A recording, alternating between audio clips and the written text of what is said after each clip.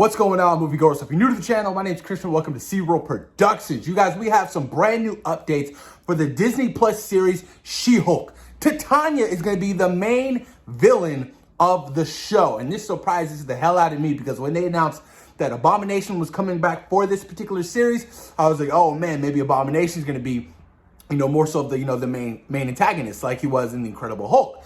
But no, you guys, Titania is going to be the main villain, and she's been known to go toe-to-toe with She-Hulk in the comic books multiple times.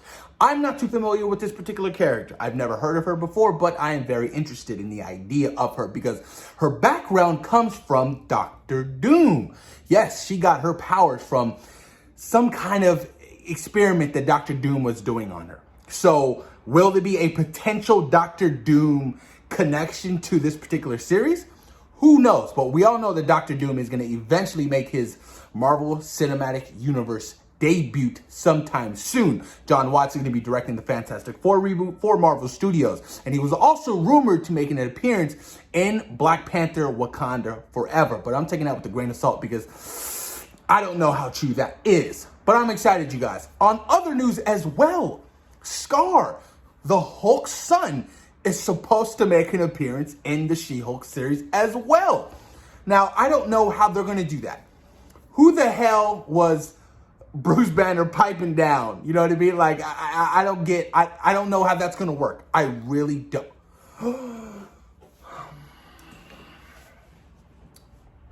Yes, I do. Okay, so in the events of Thor Ragnarok, that is where Skaar was conceived. And then you fast forward however many years later. And he also does age differently than Bruce and any other human. So that would make a lot of sense. Maybe he comes to Earth wanting revenge against his father for leaving him. Now, Bruce wouldn't know. He doesn't remember. And when he meshed the Hulk and Bruce together, that part of the memory was completely gone. That would make a lot of sense. Holy shit, they could do that. Because essentially, you take the World War Hulk, comic book base and, Planet Hulk and stuff like that, because that's where he was introduced. That makes a lot of sense. And that was the closest thing we would ever get to a Planet Hulk thing was Thor Ragnarok. I don't think that will ever happen in the MCU. But that was the closest thing. So that would make a lot of sense. And that would be a pretty crazy-ass storyline to see. I mean, can you imagine, Skaar, the Hulk's son, coming to Earth wanting revenge? That shit would be insane. And Bruce not knowing who the hell he is. He's like, who are you? Your father. I don't know who you are. Like, that would be so damn interesting, you guys. But I could definitely see that working, I'm excited for the She-Hulk show. I really am. I feel like this show is going to be a lot of fun. You know what I mean? It's labeled as a legal comedy. So I'm excited to see Jennifer Walters make her MCU debut, you guys. But Skaar, man, that's going to be pretty interesting. Occupation, he's a warrior based from planet Skaar. First appearance was World War Hulk issue 5, November 2007. Skaar is a master warrior with superhuman strength and limited invulnerability. The Hulk, when calm, turns to more of a human form. Interesting. Nothing on Skaar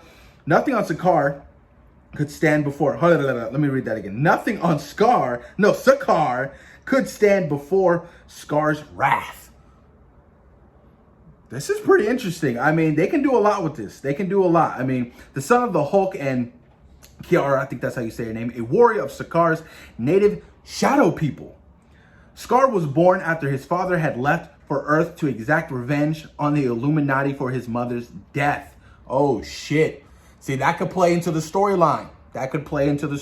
But we don't know his mother. His mother was never introduced in Thor Ragnarok. But maybe the death of his mother could actually mean something. You guys, this is pretty interesting. Damn, I'm actually with it. I'm down. It seems kind of crazy, but I think they can really pull off a storyline like this, you guys. I mean, the more Hulks, the better. I mean, we have She-Hulk, we have Hulk, now we have Skaar, we have possible Red Hulk. We also have, Abomination. This show's it's gonna get pretty crazy, you guys, and I'm really curious to see how the hell they're gonna pull this off. But post your comments down below. Let me know what you guys think about Skaar making his first appearance in the MCU in the She-Hulk Disney Plus series. Thoughts and opinions, you guys. Let me know what you guys think. Peace.